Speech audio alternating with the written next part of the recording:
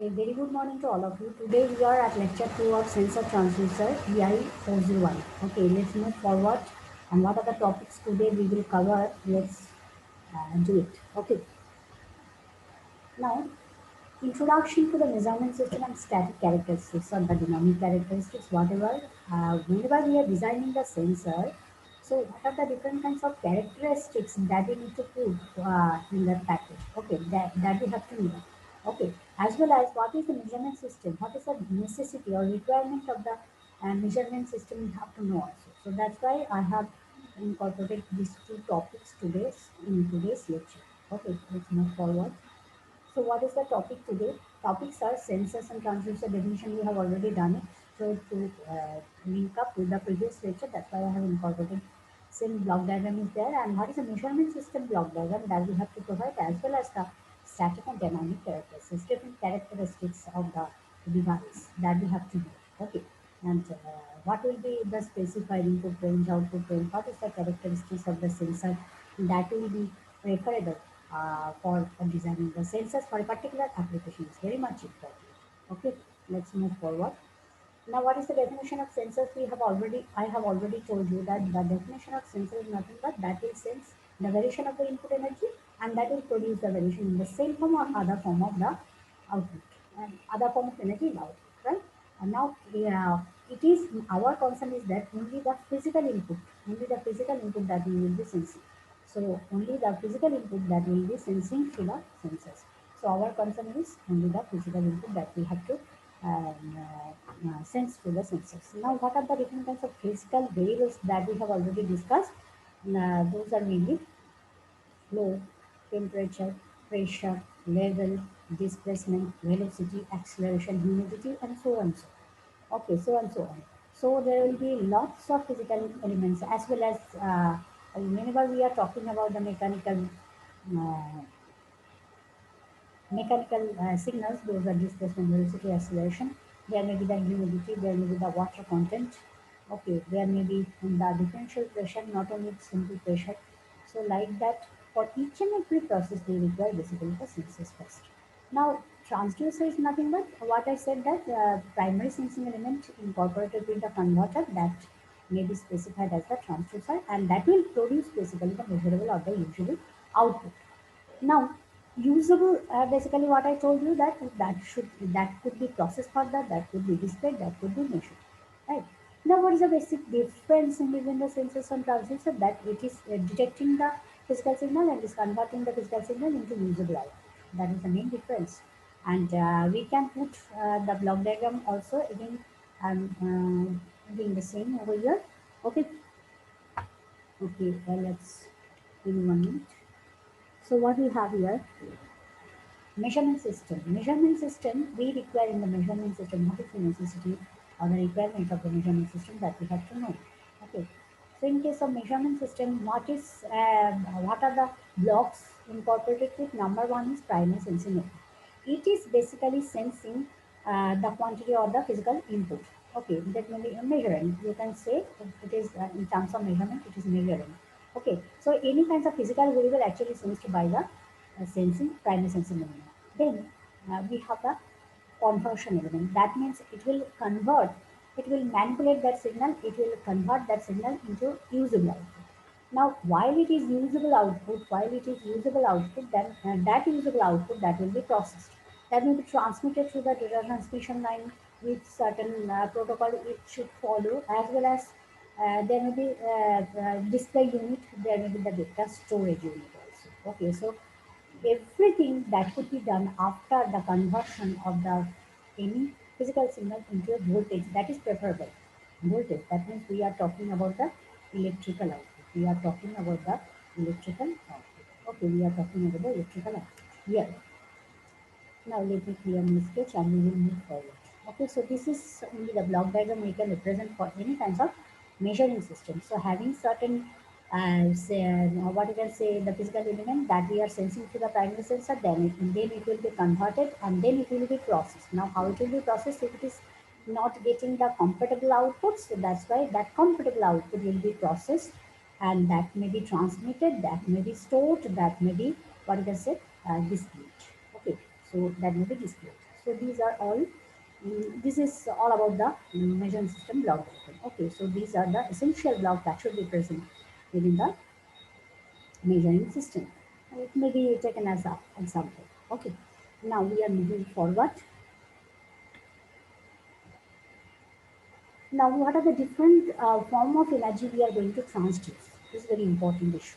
Okay, so in case of the mechanical system, so whenever we have to build up the mechanical system, so different what are the different basically measure, and that we mechanical energy we are converting into the electrical energy. Okay, or sometimes it will be usual output that may be pressure, but it is the compatible output such that we can process that signal, right? So in that case the length may change, the area may change, the volume of the sensor or transducer that may change. So as well as we can measuring basically suppose linear and angular velocity. So like this way, in case of mass flow rate or instantaneous flow rate, we can measure as well as the force we can measure the pressure, we can measure the acoustic pressure, we can measure the intensity also. Okay, as well as in case of the thermal domain, what we can measure all the physical elements of the physical signal, that is basically the temperature, your temperature, then specific heat, then entropy, then heat flow, then state of matter. That means all implies actually this is quite near about our syllabus. That syllabus incorporated with not exactly all those parameters we will measure. We will measure the specified parameters that is only applicable for your syllabus. Okay. Now we have, in case of the electrical domain, we have the voltage, then current, then charge, then resistance, then inductance, then capacitance, then dielectric constant, as well as all those mentioned over here. Then in case of magnetic domain or the flux density, we have the permeability, we have the field intensity. Okay, field intensity H that we can measure, flux density B we can measure, then we have the permeability mu we can measure. Okay, so we can measure so many things. As well as in case of the radiation domain, so we can measure the intensity of light as well as a particular, you can say for the nuclear radiation, so alpha, beta, gamma rays. So particle number of particle count that may be done. Okay. Then we have the phase difference or phase that we can count down, as well as the wavelength, as well as the polarization. So all those actually the parameters that we can measure. Okay, as well as in case of chemical domain, we can measure the chemical composition, chemical concentrations, then reactions rate, pH is very much important factor. Okay, those are the main parameters we can go with the sensors or transducer. Okay, now let me clear my sketch and we will move forward. Let's move forward. So in case of the classifications of sensor, what we have done already, that is the active and passive sensors, primary and secondary sensors. We have done both primary and secondary transducer, better to say. And we have here another kind of classifications that we have. That is the active and passive transducer, and as well as the primary and secondary transducer we have done already. Okay.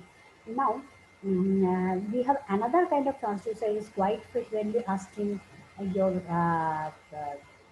what you can say tests. That is what is basically number one transducer, and number two that is basically inverse transducer. Inverse transducer. Okay, transduction or inverse transduction. Transduction. So that means what we can say it is like, suppose we are converting through the piezoelectric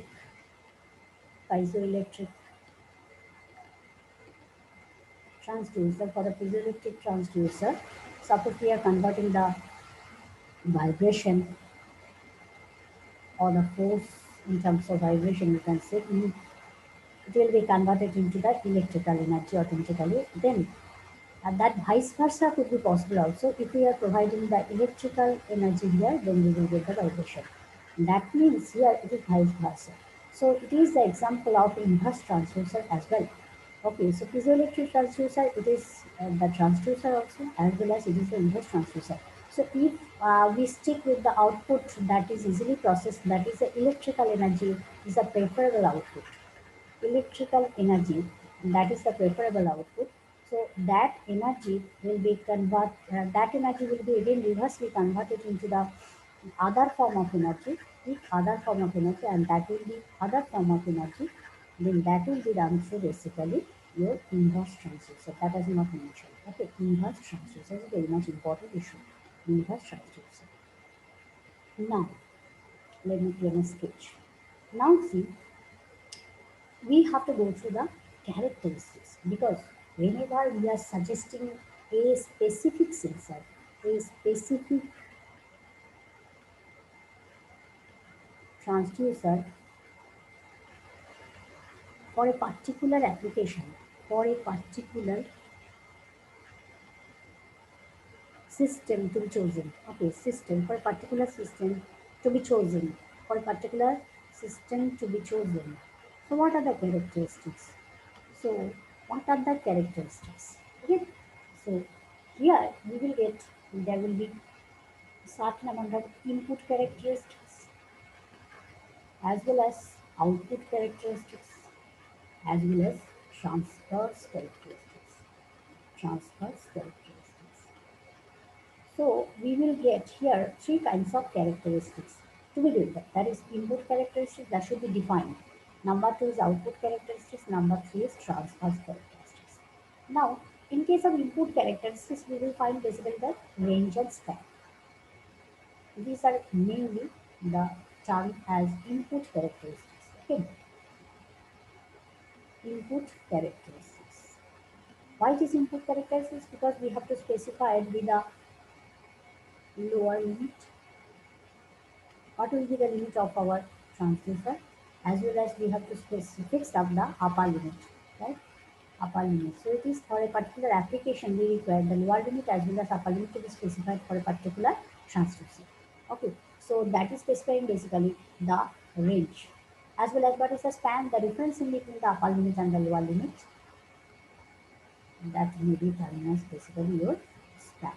Okay, now we have several transverse characteristics to be read. Several transfer characteristics to be read.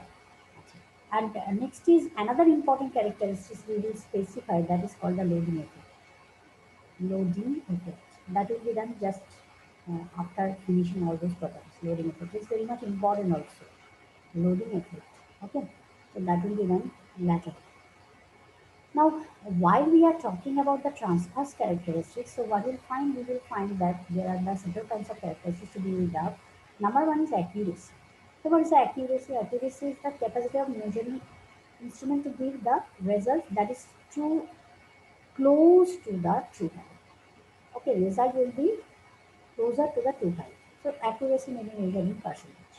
Okay.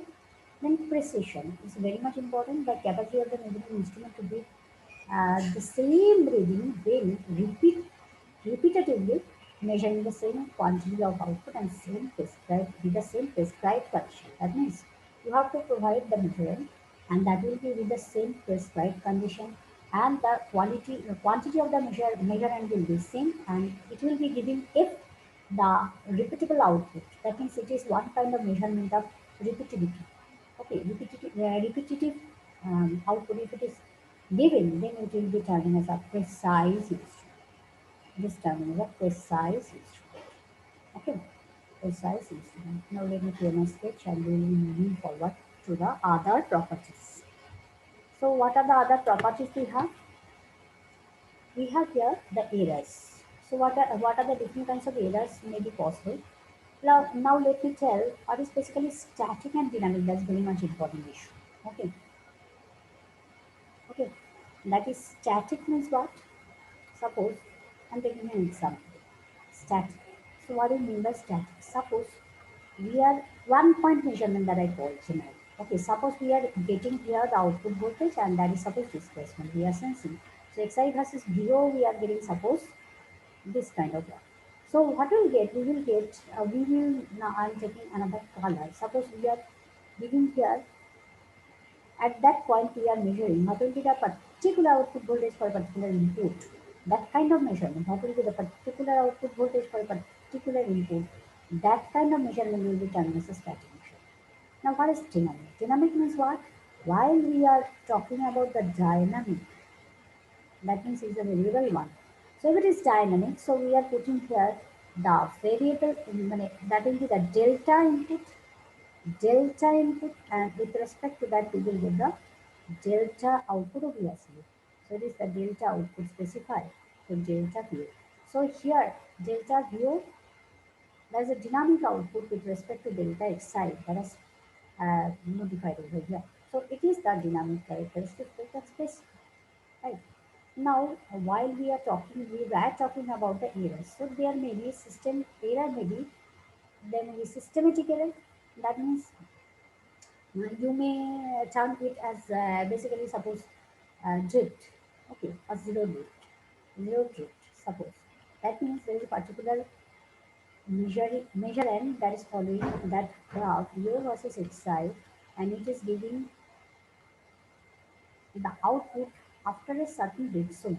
Okay, so that will be the dead zone of that instrument, and that is a drifting of this dead zone, right? So dead zone may be regarded as basically a systematic error, as well as we have supposed the instrument having certain kind of characteristics. Always it is providing, it is the ideal characteristics, but system is providing basically this kind of characteristics. That means there is always a drift. Okay. And it is systematic. Always it is there. So that's why it is called systematic errors. Now what is random error? Random error means basically that error may happen due to any noise. That means unwanted noise means what? Unwanted unwanted input, undesired input. Okay. Or change in the input, and that is undesired. So if it happens, that means the noise that is the unwanted voltage, if appears, input is appears. So in that case also there will be the error due to that noise that is terminated basically random noise.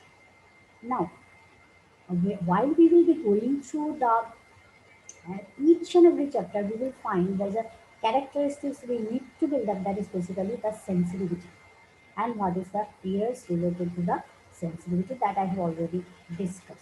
Okay, that is a dead band of its own. Okay, now what is sensitivity? Sensitivity is that we have already explained that if we put in the percentage of change in the output to the percentage change in input, that means ratio of percentage change in output to the percentage change in input. So that means what? Del VO, according to this example, what we will put del VO divided by VO, there's a percentage change in output to the percentage change in input del xi divided by xi is very much important for each and every transducer, while we will be declaring the transducer as linear zone or non-linear function, non-linearity as a function. Okay, so that will be declared. Now, if the sensitivity, we are getting basically the sensitivity constant, S is constant. If S is constant, then what will get? We will get that if S is constant, that means your sensitivity is constant, that means your device is absolutely linear. Linear. That means your device is providing this kind of output versus input. Okay, so your device is giving this kind of characteristics. So it is absolutely linear. But if S is not constant, it's not constant, depending on certain parameters. So here say there will be non-linearity we will observe. So while we are declaring we are measuring the sensitivity of for a particular application of the sensor, that means we are building basically two properties. One is the sensitivity, that is what is the change in output that we will observe percentage change in output to the percentage change in input, as well as we are declaring the linearity of the device here. Ensuring basically linearity of the device if sensitivity is constant. Keep it in mind, it's very much important parameter. Okay, so let's move forward. Now, so linearity I have already discussed regarding the linearity. So it's quite linear means what? Sensitivity is constant. Now hysteresis, the difference in between the two output values that corresponds to the same input depending on the trajectory followed by the sensor. That means if we are putting the example of ferromagnetic material, or example of you can say and the Smith trigger circuit. Okay, so in that case, what we'll get? We will get in case of gauge. curve in case of the ferromagnetic materials that will start from zero. It will go forward with the input field intensity. So it is providing basically the crystal. Okay, so here again, while it is decreasing, H is decreasing in manner, so we are getting that B is decreasing in this way, not in the same way. Okay, so it is also the example of basically reproducibility. It's not reproducible, as because we are changing the input, we are getting the output fine. Now, while we are changing the input in reverse order, we are not getting the same trajectory as the following by the device. Okay, so it is giving the resonance that is feasible, right? And then it is again decaying towards the negative, so it is providing this kind of graph. Then again, while H is increased, then graph will be like this way. So here the measurement of hysteresis will be like that, the differentiation in between these two things. That means here the hysteresis is nothing but the difference between two output values that corresponds to the same input depending on the trajectory. Since so here we are measuring the here the hysteresis value of the device. Okay, so like this way. And I have already told you regarding the precision and repetitivity, so I am not repeating again the same. And let's move forward. So we are getting this kind of characteristics as well as we have the important characteristics that is basically terming as your loading effect. So what is the effect? Loading effect and moving forward. So loading effect. While we are putting in sensors over here, while we are suppose in case of the potentiometer, what will find? The potentiometer is nothing but a variable resistive element. Okay, so while we are measuring it, these are the two fixed 1, fixed 2, and here the displacement of that y part over this resistive element actually providing the respective output displacement. Okay, so displacement versus if we are providing here the biasing voltage over here, that is your fixed to end is provided with the ground one end and one end is provided with the class B CC. So output is coming suppose VO with respect to the ground. Now if we are putting here emitter, so if we are putting here a meter, then what will happen?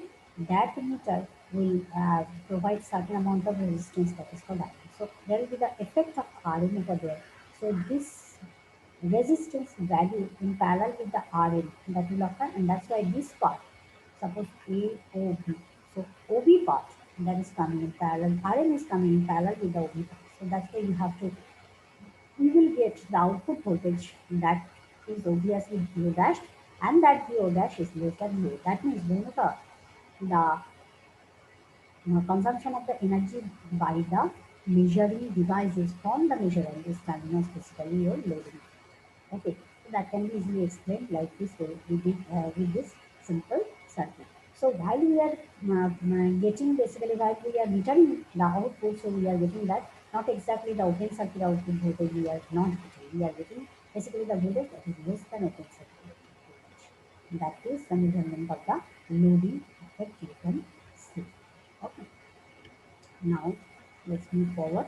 So I think important question is obviously we can put over here. That is what is basically your number one. What do you mean by static characteristics? Number one, what do you mean by static characteristics?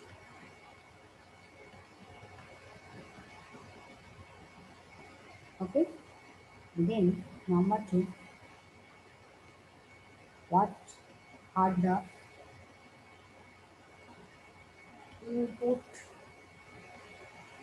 transfer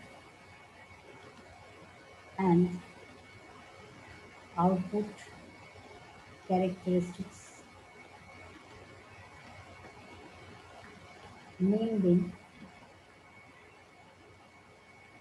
Name them. Number three, What do you mean by sensitivity?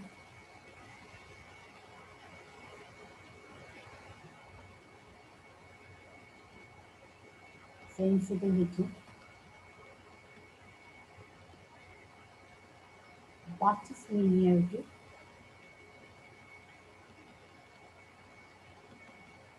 In terms of sensitivity, in terms of sensitivity, okay, as well as what is loading error, what is loading error. So these are all important questions we can put from this part. So you can prepare all those questions for your examination, which is very much important. Okay, so it's very much important to loading effect that we will also calculate in the further chapter, and linearity as well as sensitivity. These are the important terms mainly. Okay, and what is the static characteristics. So thank you for today. We have discussed today regarding what is basically the what are the characteristics to be built up for a transducer or sensors whenever we have to fit that transducer for a particular application. So thank you.